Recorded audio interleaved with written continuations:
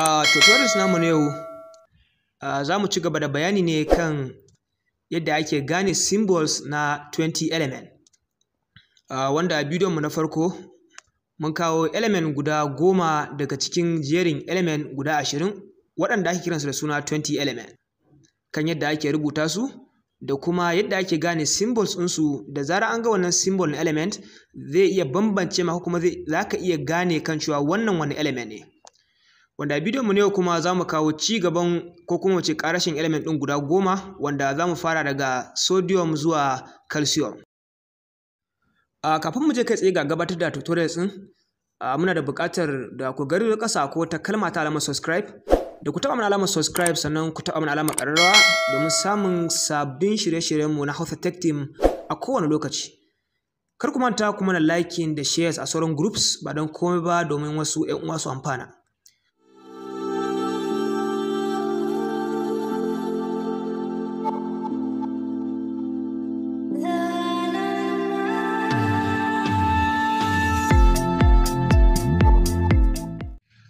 Kamar yadda muka ce za mu ci gaba da daga inda muka tsaya, mana daga element na 10, inda yau kuma za mu ɗora daga element na 11, wanda element na 11 kuma shine sodium.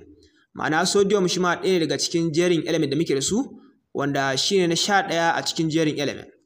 Wanda idan muka duba symbol nasa za mu ga shine Na. Wannan Na shine symbol na sodium, wanda mutum a ko'ina ya ga symbol na Na, wannan yana maka indicating cewa wannan symbol ne na sodium.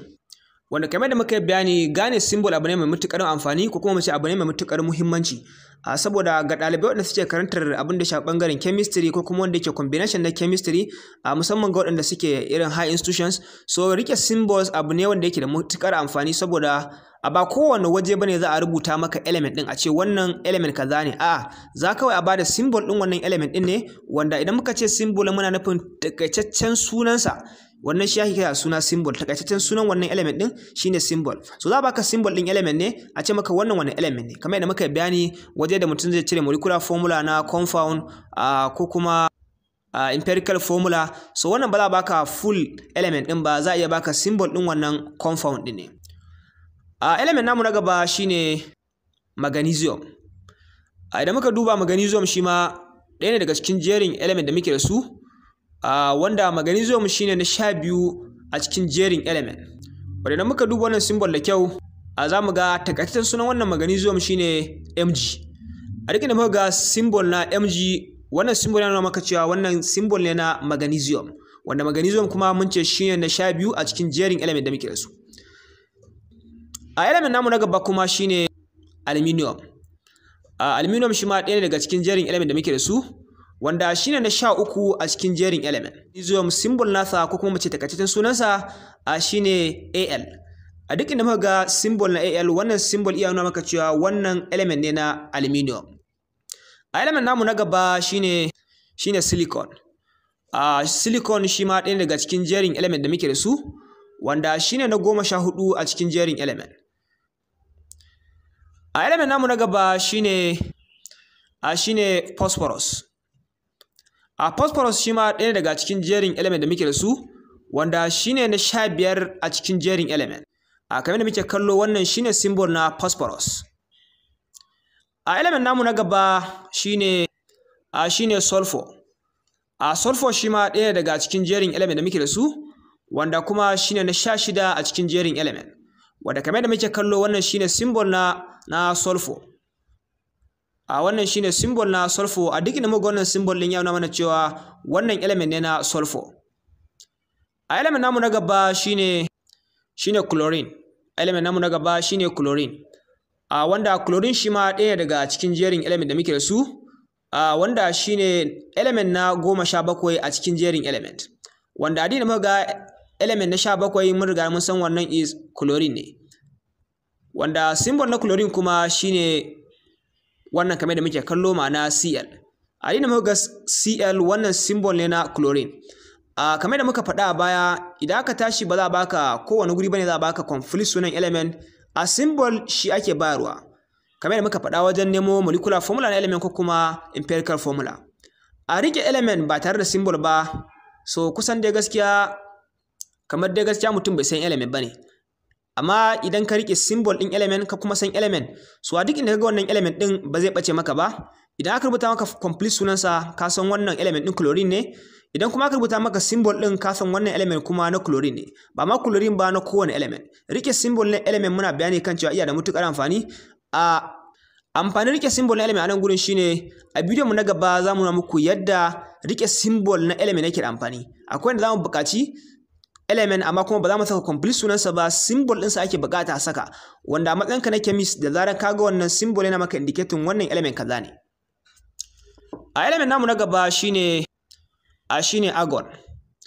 Argon shi ma ɗaya daga cikin jerin element da muke da su, wanda argon shine na 18 a cikin jerin element. Wanda kamar da muke kallo wannan shine symbol na argon.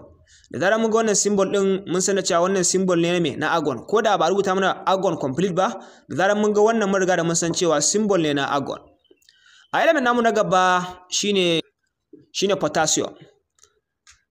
Potassium shi ma ɗaya daga cikin jerin element da muke da su, wanda shine na 19 a cikin jerin element. Wanda kamar da muke kallo wannan shine symbol na potassium. Ma'ana K kenan. So a duk inda muka ga symbol na K a bangaren abin da shafi chemistry, so wannan symbol na K na maka indicating cewa wannan shine element na potassium. Ma'ana shine element na potassium. So potassium shine na 19 a cikin jerin element da muke da su. A element namu na gaba shine calcium. Calcium shi ma ɗaya daga cikin jerin element da muke da su, wanda shine na 20 daga cikin jerin element. Wanda kamar da muke kallo wannan shine symbol na calcium. Ma'ana shine takaitaccen suna na calcium. A gabansa za mu ga an saka Ca. So wannan Ca shine symbol na calcium. So kuna rubuta ma sunan element complete calcium, an ce ka rubuta symbol na wannan calcium din, wannan shine Ca. Ko kuma idan aka baka Ca aka ce wannan symbol din wani element ne, zai kasance symbol ne na element din calcium. Wannan sune cikon element guda 10 wanda muka kawo yau, wanda kamar da muka bayani a bidiyon mu na baya mun kawo element guda 10 wanda daga 1 zuwa 10, ma'ana daga hydrogen zuwa neon, wanda neon shine na 10. Wanda yau kuma muka ce mu karasa guntun cikon element namu guda 10, wanda muka ce dama zamu bayani akan 20 element, yadda ake rubuta su da kuma yadda ake rubuta symbol nasu, ko kuma mu ce ta yadda ake gane symbol din waɗannan 20 element din. So a yau mun riga mun ƙara kawo cikon element guda 10, waɗanda element namu sun cika 20 element. A bidiyon mu na baya mun kawo element guda 10, inda a yau ma kuma muka sake kawo su bidiyo element guda 10, inda ya kasance element namu mun riga da mun kawo element guda 20. Waɗannan su ake kira suna 20 element, tun daga hydrogen zuwa calcium. Waɗannan sune element guda 20 waɗanda ake kiransu da suna 20 element. Wanda kamar da muka yi bayani mun ce rike symbol din element iya da muhimmanci, ko kuma mu ce rike symbol din element yana da matukar amfani. So hakan ne saka muka yi wannan bidiyo domin mu nuna mutane wannan shine symbol na kowane element, tun daga element na 1 har zuwa element na guda 20. Wanda kamar da muka faɗa waɗannan element ana amfani da su a irin bangaren kamar secondary school daga SS1 zuwa SS3, kamar wanda suke College of Health, Diploma, Universities ana musu amfani da waɗannan element na 20 element. So rike symbol din su yana da matukar amfani sosai, wanda idan mutum ya rike symbol, ko da an bashi element din aka ce kawo wannan symbol din, zai iya kawo symbol din wannan element din, ko kuma da an bashi element din aka ce ka symbol din element din, zai iya kawo su. So duka nan mu ka ƙarshen tutorials namu. Kar ku manta kuna tare da channel din Hausa Tech Team. Ku danna alamar subscribe, kana ku taɓa alamar ƙararrawa domin samun sabbin shirye-shiryen mu na Hausa Tech Team a kowane lokaci.